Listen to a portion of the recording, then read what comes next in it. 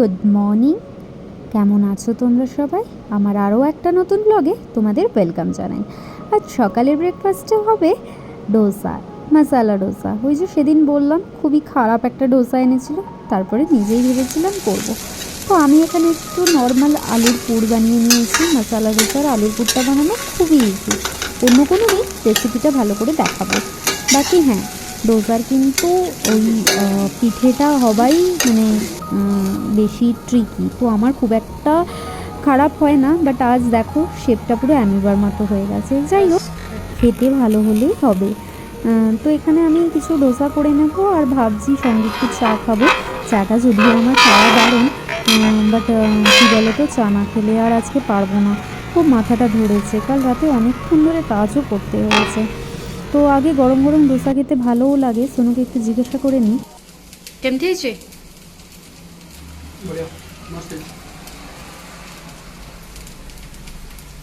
যাই বলো তাই বলো, ঘরের ডোসা খাওয়ার মানে মজাই আলাদা, তাই না? সে বাইরে ময়দা ফয়দা মিশিয়ে দেয়। তো ব্রেকফাস্ট তো হয়েই যাবে একটু পরে। ব্রেকফাস্টের ঝঞ্ঝাটা শেষ, এবার একটু চা বানিয়ে নেব ভাবছি। বাইরে এত কাজকর্ম চলছে না, চা না খেলে হবে না, কারণ ওই আওয়াজটা নিতে পারছি না। ডোসা খাওয়ার পর ভাবলাম একটু চা খাই। সকালে না মাঝে কিছুদিন চা খাওয়াটা ছেড়ে দিয়েছিলাম যদিও, কিন্তু আজ ইচ্ছে হলো। অ্যাকচুয়ালি আলু যেই চোখাটা করেছিলাম পুর দেবো বলে মশালা ডোসায়, কিন্তু ওটা একটু কম হয়ে গিয়েছিল, বুঝতে পারিনি অ্যাকচুয়ালি। তো সোনু যেমন করে, প্রথমে বলে যে একটা খাবো, তারপরে দুটো, এরকম হয় ওর চলতে। আমারই ভুল, একটু বেশি করে করলেই ভালো হতো।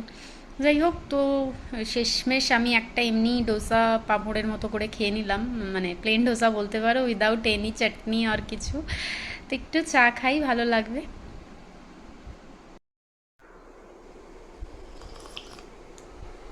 বাট হ্যাঁ, সেদিন যেটা এনেছিল সকালবেলা ব্রেকফাস্টের জন্য, তার থেকে মানে পাওয়া বেটার হয়েছে। অ্যাকচুয়ালি আমার তাওয়াটা না একটু চেঞ্জ করতে হবে, ননস্টিকেরটা একটু হালকা হয় তো, তাই জন্য ইউজ করি। আমার যেহেতু বাঁ দিকেই পেন সার্ভাইকাল, তো এটাতেই রুটি পরোটা করি, তোমরা দেখে থাকবে ভিডিওতে। তো আমার ইজিলি আমি ক্যারি করতে পারি, মানে ওঠাতে পারি, হাতে অত প্রেশার দিতে হয় না। তাই জন্য এটার মায়া ছাড়তে পারছি না। বাট স্টিল ননস্টিক এমনিতেও ইউজ করা ভালো না। ভাবছি একটা আয়রনের নিয়ে আসবো, দেখি। এক দু কাট করে রেখেছি দু একটা, তো দেখি একটা কিনলে ডোসাটা মেবি আর একটু বেটার হবে। আগে তো আমি পারতামই না, আমি আগে চকলেই খেতে হতো আমাকে, বাট এখন একটু একটু শিখে গেছি, ওই ক্রিস্পিনেসটা এখন আসে। আগে খুব ভয় পেতাম যে লেগে যাবে, পুড়ে যাবে, বাট এখন উঠেও যায়, মানে ইজিলি উঠে যায়।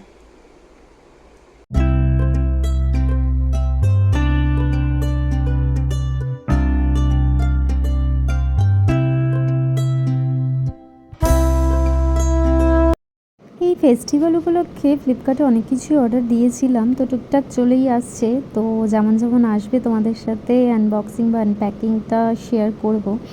তো আজও একটা এসেছে, আর আজকে দেখছিলাম অ্যাপে আরও দু একটা জিনিস আসারও আছে। তো যাই হোক, ঘর সাজানোর টুকটাক জিনিস তো এই দুর্গাপুজোকে বলো, দিওয়ালি বলো, আমরা কিনেই থাকি ওরকমই। বাট এটা যেটা এসেছে, এটা আমি বাধ্য হয়ে কিনতে হয়েছে, না হলে হয়তো দিওয়ালিতেই কিনতাম। তো দেখো কি এনেছি।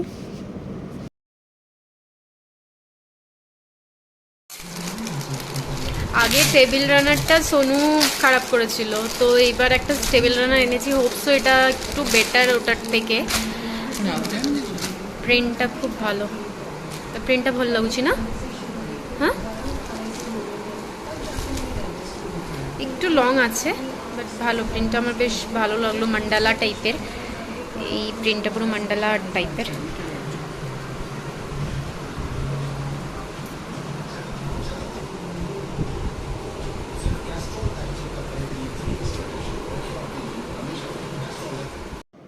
তো যাই হোক, এবার লাঞ্চ রেডি করছি, ভাত বসিয়ে দিয়েছি, প্রায় হয়েই এসেছে ভাতটা।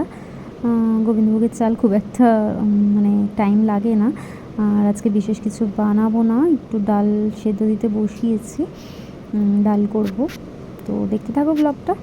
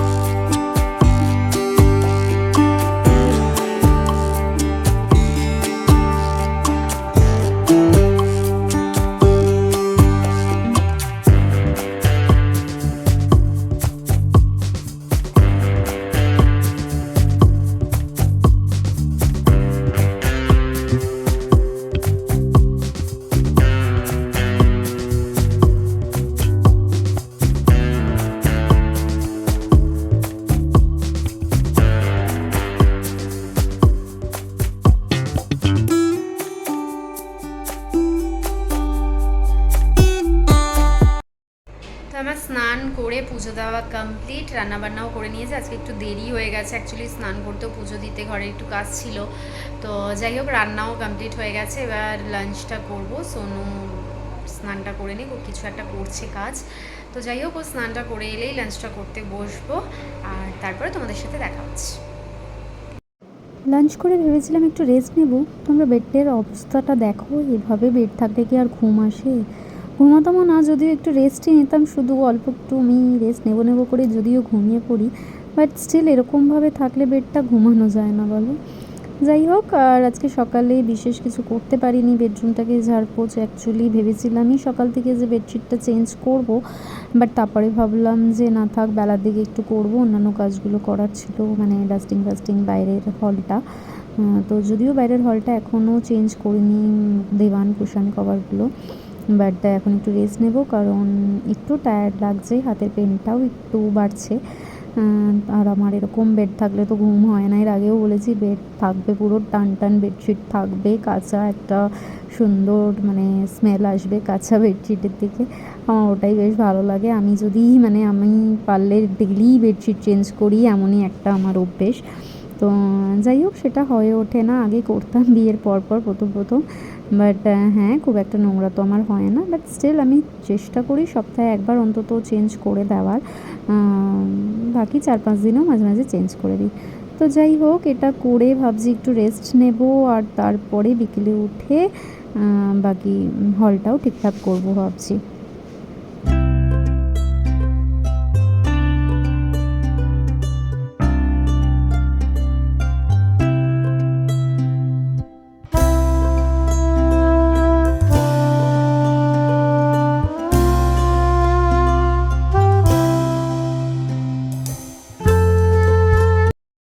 বেডটার অবস্থা এমন ছিল না, মানে আজকে সকালে টাইম পাইনি বলে করতে পারিনি, ভেবেইছিলাম যে চেঞ্জ করব বেডশিটটা। তো সকালে যেহেতু মেশিন এমনিতেই ফুল ছিল কালকের জামা কাপড়ে সব, তো তাই জন্য আমি আর রেস্ট নিইনি। আমি ভাবলাম কোথায় রাখবো, আবার উঠিয়ে একবার মেশিন চলে যাক, সকালবেলা একবার কাছাকাছি হয়ে যাক। তো ওই খেয়ে দিয়ে এসে ঘুমোবো, জাস্ট একটু রেস্ট নেবো ভেবেছিলাম। বেডটা দেখে আর ইচ্ছে করলো না, ভাবলাম আগে বেডটাই ঠিক করে নিই, বাইরে হল পরে দেখা যাবে। তো বেডটা করে নিলাম, একটু শান্তিতে ঘুমোবো, আর ঘুম থেকে উঠে তোমাদের সাথে দেখা হচ্ছে, হলটাও গোছাতে হবে। তো সঙ্গে থাকো, দেখতে থাকো ব্লগটা।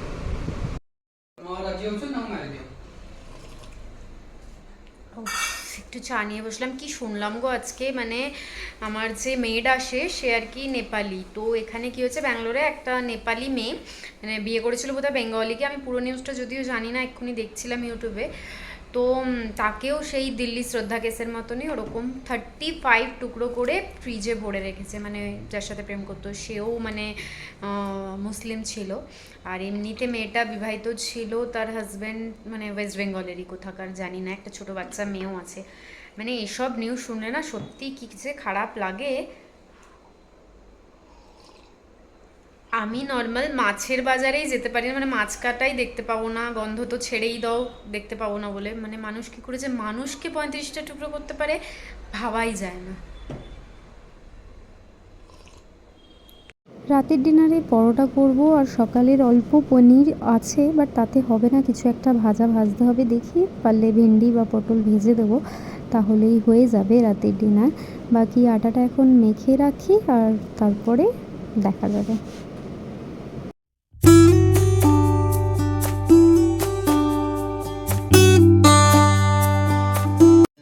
আরেকটাও পার্সেল চলে এসেছে, এটা নায়িকা থেকে এসেছে, নায়িকা থেকেও 2-3টে জিনিস অর্ডার দিয়েছি, আজকে বোধহয় একটা পার্সেল এসেছে, আর একটা পার্সেল খুব শিগগিরই আসবে।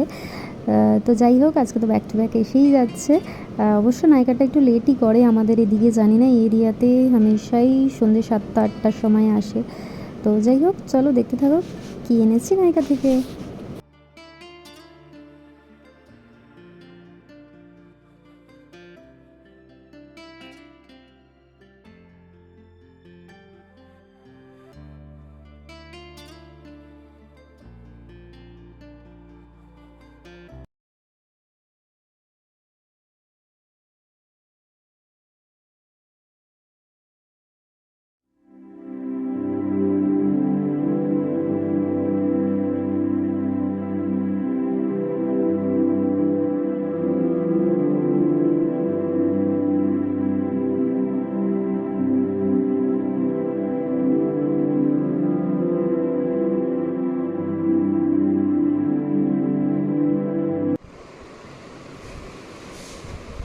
তো এই শাড়িটা অনেক দিন আগেকার, দেখিয়েছিলাম তোমাদের আর আগের ভিডিওতে যখন আনবক্সিং করেছিলাম বা যেদিন এসেছিল। তো ডোলা সিল্ক আমার খুব ফেভারেট একটা শাড়ি বলতে পারো। তো ভেবেইছিলাম যে এটা দুর্গাপুজোয় পরবো, তার আগে পরবো না, রেডি করিয়ে এনেছি। শাড়িটা দেখো, সেই টাইমে পুরোটা খুলিয়ে দেখাতে পারিনি। আর এটা হচ্ছে পাল্লু পোর্শনটা। আজকে তাই নিয়ে এলো, সোনুকে দুদিন ধরেই বলছিলাম যে নিয়ে আসো, দিয়ে আমার তো আর যাওয়া হচ্ছে না, নিয়ে এসেছে। ম্যাটেরিয়ালটা খুবই ভালো, আর ডোলা সিল্ক এমনিতেই খুব সফট হয়, তো ভালো। আর ব্ল্যাক তো ওয়ান অফ মাই ফেভারেট বলতে পারো। আর এটার যে ব্লাউজটা সেটা দেখাই তোমাদেরকে। এটা পুরো প্লেন, মানে অন্য কিছুর সাথেও পরতে পারবো, ওইভাবেই রেডি করিয়েছি। এখানে এটা এক্সট্রা বসিয়েছে সিম্পলের মধ্যে, খুব সুন্দর। আর দাদা তো জানোই, এর আগেই বলেছি, দাদা খুব ভালো ফিটিংস করে, মানে ভালো লাগে দাদার হাতের কাজ।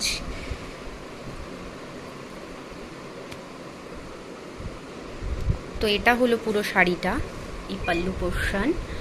আর পুরো অল ওভার বডিতে এরকম ওয়ার্ক করা, গোল্ডেন জারি কাজ আছে, এটার মধ্যে ওয়ার্ক আছে। তো আগের বছর দুর্গাপুজোতেও একটা ব্ল্যাক শাড়ি আমি পরেছিলাম, বোধহয় সেটা ছিল কি বলতো, কাতান ছিল। তো এবছর ডোলা, বাট দেখি কবে পরি।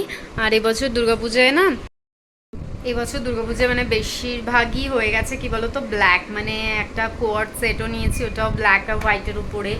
একটা ওয়ান পিস নিয়েছি, ওটাও ব্ল্যাক আর হোয়াইটের উপরে। তো দেখাবো আমি আমার পুজো কালেকশন, তোমাদেরকে একটা আলাদা করে ভিডিও করব। বাকি আজকের ব্লগটা আমি এখানেই শেষ করছি। রান্না করতে হবে, মানে জাস্ট আটাটা মেখে রেখেছি, ওটাই দেখালাম। তরকারিও কিছু করব, তো রাতের ডিনারটা করব, কাজ আছে আজকে রাতে একটু। তো আজকে ব্লগটা আমি এখানেই শেষ করছি, দেখা হবে নেক্সট ব্লগে। আর ততক্ষণের জন্য tata, bye bye, good night and love from my বৈষুমি।